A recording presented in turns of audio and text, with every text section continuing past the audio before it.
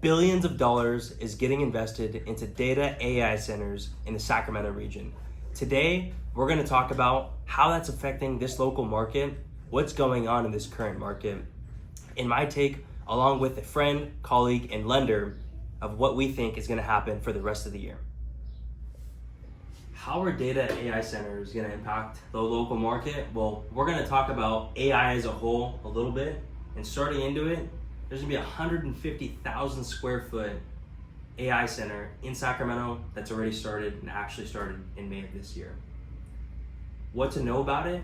First takeaway, it is going to change this market, but not as much as you might think. 30 jobs are coming from this location itself. That's about 10% of the current inventory of homes. Is it going to put a little pressure on competition? Yes, but it's not going to dramatically change the market. So don't think data AI centers are going to change the market. How I think AI is really going to affect the greater Sacramento area in terms of the housing market is going to be the AI IPOs that are coming out from the Bay Area.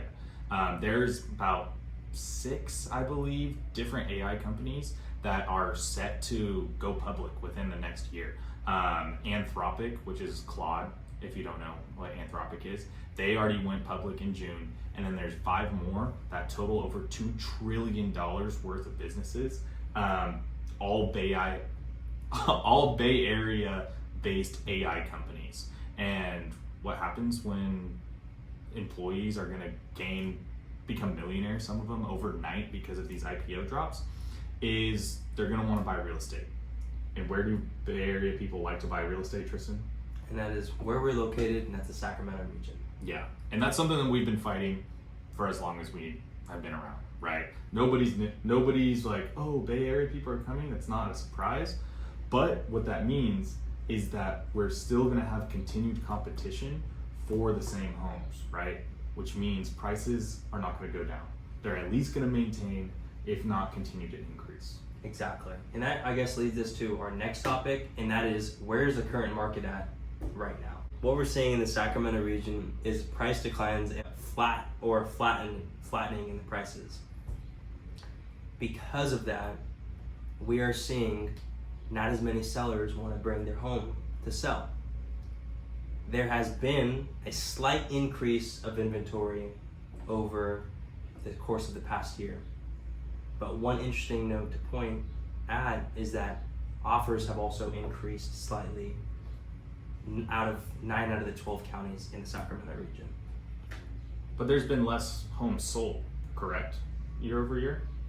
Which means that all those offers are getting put in on the same houses, which means the sellers that are strategic are getting their homes sold for the price that they want, while the others who are pricing maybe a little bit higher than what the market is stating are not getting those offers from the buyers, because the buyers are more picky now. One thing I've been seeing is buyers are super picky because of where the interest rates are, because of where home prices are. They need to be in love with the house that they're putting an offer on. And that could be because of the house itself, or it could be because the deal they're getting from credits or whatever, right? And so what we're saying is, right now, whether you're a buyer or a seller, this is the time to be strategic with your housing moves. I agree with you 100%.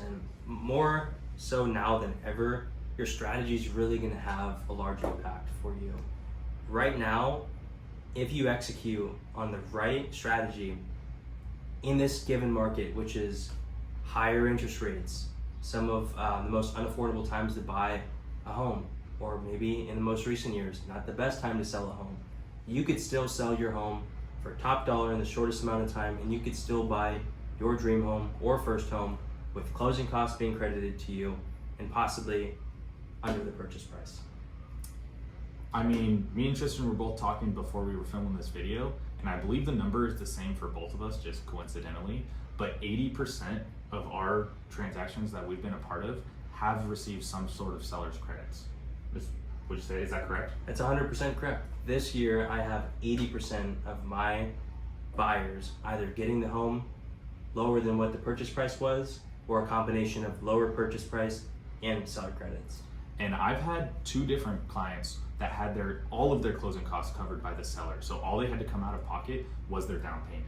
And that's not possible in other markets than the one that we're currently in. Right. And where is the future going to hold?